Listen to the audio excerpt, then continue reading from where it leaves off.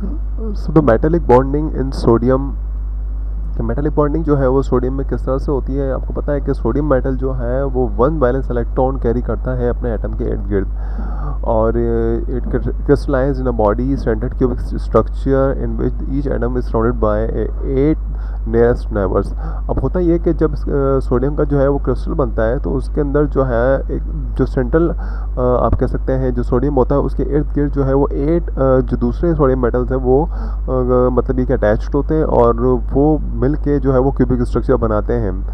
तो इस तरह से उसका क्रिस्टल बनता है। ये जो वैलेंस इलेक्ट्रॉन होते हैं ये फ्री होते हैं कि वो मूव कर सकें पूरे क्रिस्टल पर, और जिसकी वजह से जो है ना उनके दरमियान में जो है ना वीक बॉन्डिंग हो जाती है।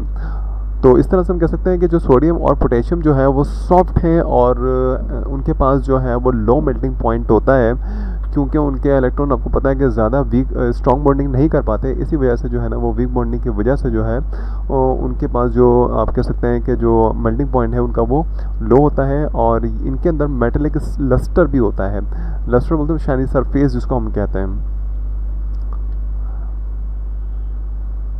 उसके अलावा metallic bonding in iron and copper, के कॉपर में और आयरन में मेटेलिक बॉन्डिंग जो है वो किस तरह से होती है।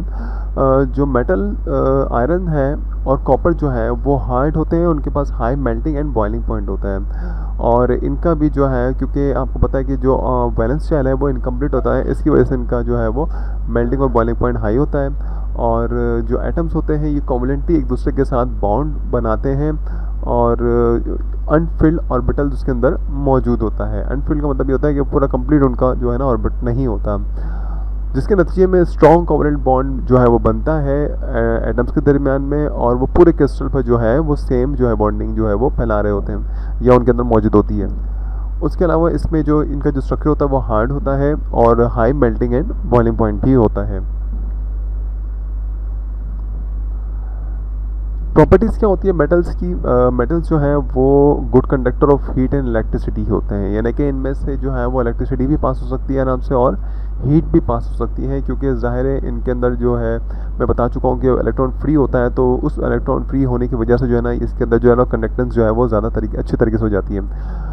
जो मोबाइल इलेक्ट्रॉन होता है, जो मूविंग इलेक्ट्रॉन होता है, वो एब्जॉर्ब करता है लाइट को, और फिर जो है वो हाई एनर्जी लेवल में जो है वो मूव कर जाता है, क्योंकि इसकी एब्जॉर्बेंस जब ये एब्जॉर्ब करता है तो हाई लेवल पर चला जाता है। जब ये उसको मतलब ये कि उस एनर्जी को जो है वो रिड्यूस करता है, कम करता है, तो वो अपने लो लेवल पर आ जाता है। तो when they fall back to their original position they emit radiation. जैसे मैं बता चुका हूँ आपको कि जब वो हाई लेवल स्टेट से ऑर्बिटल से जब एनर्जी को एमिट करता है तो वो फॉल बैक आ जाता है अपनी ओरिजिनल पोजीशन पे, जो उसकी ग्राउंड स्टेट आपको कहते हैं जो हो सकती है। जो उसके अलावा इंटरमोलिकुलर फोर्सेस क्या होती हैं, जिनको हम नॉर्मली तौर पर वैन डेर वाल्स फोर्सेस भी कहते हैं।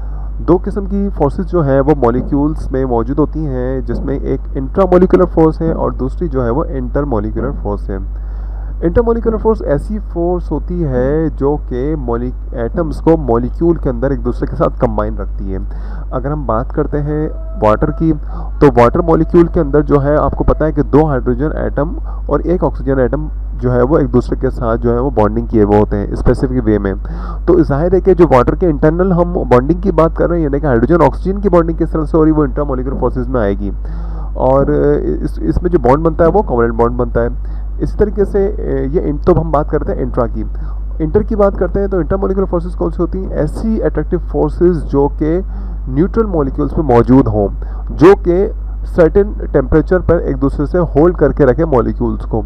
यानी कि मॉलिक्यूल के दरमियान की जो फोर्स होती है उसको हम इंटरमोलिकुलर फोर्स कहते हैं, और जो मॉलिक्यूल के अंदर की फोर्स होती है उसको हम इंट्रामोलिकुलर फोर्स कहते हैं। उसके बाद हमारे पास कहना है कि वैन डेर वाल्स फोर्सेस कौन सी होती हैं। इसमें ये जो अट्रैक्टिव फोर्सेस होती है वो न्यूट्रल मॉलिक्यूल्स के दरमियान होती है। जो न्यूट्रल मॉलिक्यूल होते हैं जो रिएक्टिव नहीं होते हैं हम उनको न्यूट्रल कहते हैं, तो न्यूट्रल मॉलिक्यूल के दरमियान होती है ये वाली अट्रैक्टिव फोर्सेस। और जो है इसमें भी जो अट्रैक्टिव फोर्सेस होती है वो 3 किस्म की होती हैं।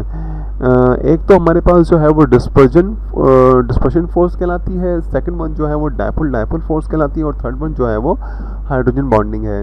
ये 3 किस्म की जो अट्रैक्टिव फोर्सेस होती हैं ये मॉलिक्यूल्स में मौजूद होती हैं। जनरली तौर पे बात करें तो इंटरमोलिकुलर फोर्सेस जो हैं वो वीकर होती हैं इंट्रा के मुकाबले में। डिस्पर्शन फोर्स कौन सी होती है, जिसको हम लैंडन फोर्स भी कहते हैं, फिट्जलैंड एंड एक्सेंटस से जिन्होंने आइडेंटिफाई किया था इस लैंडन फोर्स को 1930 के अंदर।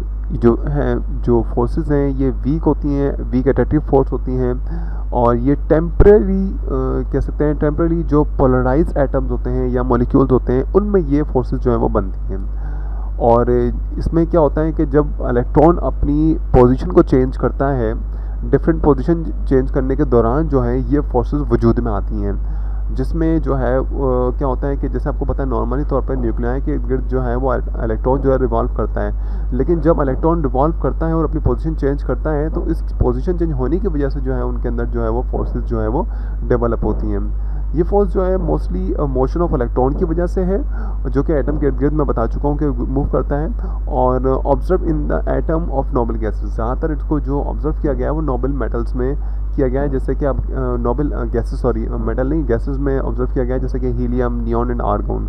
आप देख सकते हैं कि नियॉन जो है वो आपस में इनके जो इलेक्ट्रॉन्स हैं वो रिवॉल्व कर रहे हैं, जिसकी वजह से एक दूसरे के साथ जो है ना ये फोर्स जो आप नज़र आ रही है दोनों के दरमियान में, ये मैंडल बार फोर्स है। और ये फोर्स डेवलप होती है, बता रहा हूँ मैं आपको, कि जैसे कि इलेक्ट्रॉन के फ्लो से या मूवमेंट से। डायपोल डायपोल फोर्स कौन सी होती है?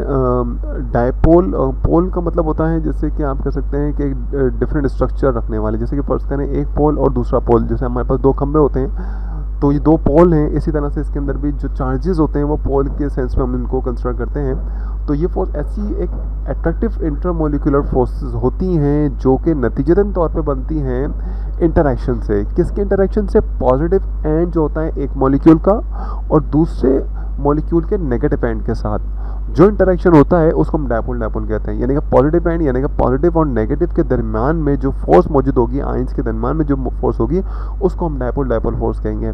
जैसे कि एग्जांपल में हमारे पास जो है हाइड्रोक्लोरिक एसिड है, हाइड्रोक्लोरिक एसिड के मॉलिक्यूल के दरमियान में जो है एक हाइड्रोजन एक क्लोरीन है, हाइड्रोजन कैरी करता है पॉजिटिव चार्ज, क्लोरीन कैरी करता है नेगेटिव चार्ज। तो इन दोनों के दरमियान में जो फोर्स ऑफ अट्रैक्शन होगी, जो फोर्स होगी वो डायपोल डायपोल फोर्स होगी, क्योंकि दोनों अपोजिट चार्ज कैरी करते हैं। तो जब अपोजिट चार्ज कैरी करने वाले एटम्स एक दूसरे के साथ इंटरेक्ट कर रहे होते हैं तो जो फोर्स इनके अंदर दरमियान में मौजूद होगी वो डायपोल डायपोल फोर्स होगी।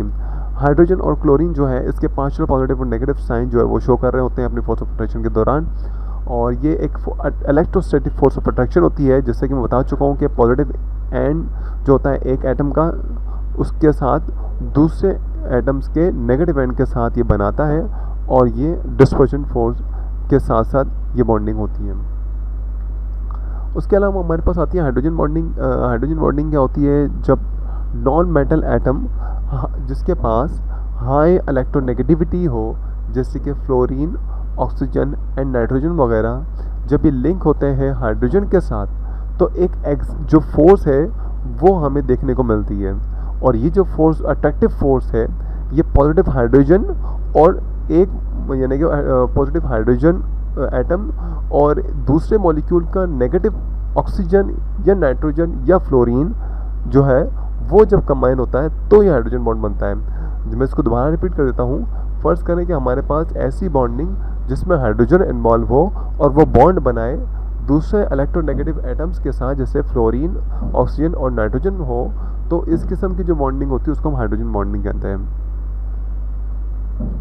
हाइड्रोजन बॉन्डिंग एग्जाम्पल में हमारे पास वाटर भी है, जिसमें आप देख सकते हैं कि एक हाइड्रोजन जो है वो दूसरे ऑक्सीजन के साथ जो है वो दूसरे मॉलिक्यूल के ऑक्सीजन के साथ इंटरेक्ट कर रहा है या बॉन्डिंग की कोशिश कर रहा है, तो ये हमारे पास हाइड्रोजन बॉन्डिंग होगी।